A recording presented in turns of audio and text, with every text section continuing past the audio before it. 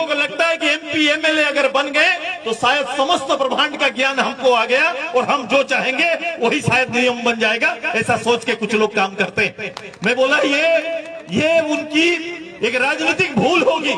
कई लोग तो पॉकेट में भी लेके घूमते हैं, सम्मान को पॉकेट में डाल के भी घूमते हैं, पता ही नहीं चलता है कि भाई मेरा काम दायित्व क्या है।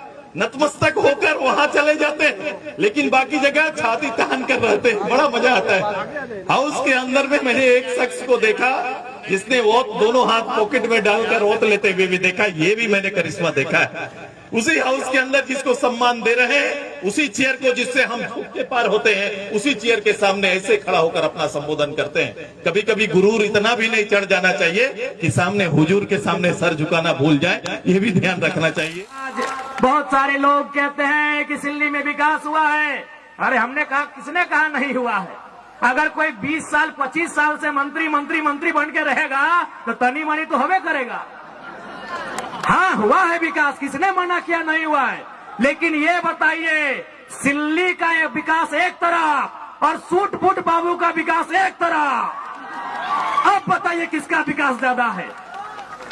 अरे कौन बोल रहा है सिल्ली में सड़क नहीं बना, सिल्ली में कॉलेज नहीं बना, सिल्ली में बच्चों का स्कूल का बस नहीं मिला है। लेकिन एक तरफ 20 साल में सिल्ली का विकास, एक तरफ सूट फूट बाबू का विकास। गिनती करिए, न्यूक्लियस मॉल में हिस्सेदारी किसकी है? हिंडाल्को में हिस्सेदारी किसकी है?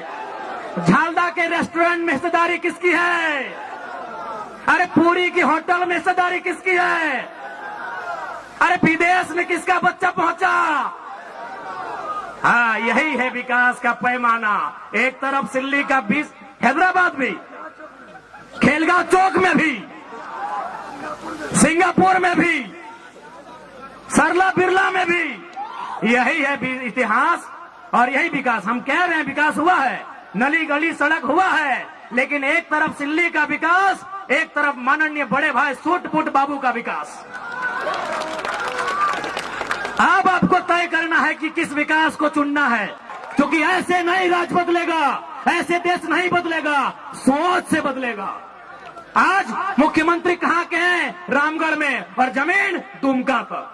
सुदेश बाबू कहाँ के हैं? सिल्ली में, और जमीन पूरा झारखंड में। नेताओं के कारण गरीबी है।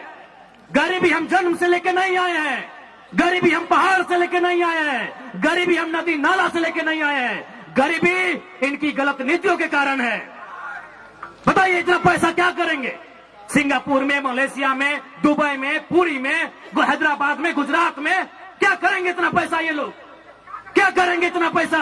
आज गरीब आदमी, उसको पीने का पानी नहीं, खाने को भोजन नहीं, बदन में कपड़ा नहीं, और इनके पास अरबों अरबों की संपत्ति, लाखों लाख की गाड़ियां। क्या करेंगे इतना पैसा? इसलिए हमने एक नया क्रांति लेकर आए हैं, एक नया बदलाव लेकर आए हैं। हमारी राजनीतिक दल में अपना जिला से बाहर कोई 1 इंच जमीन नहीं खरीदेगा। जो खरीदेगा वो भविष्य में हमारा प्रत्याशी नहीं होगा। अब आपको तय करना है कि झारखंड कैसे बदलेगा।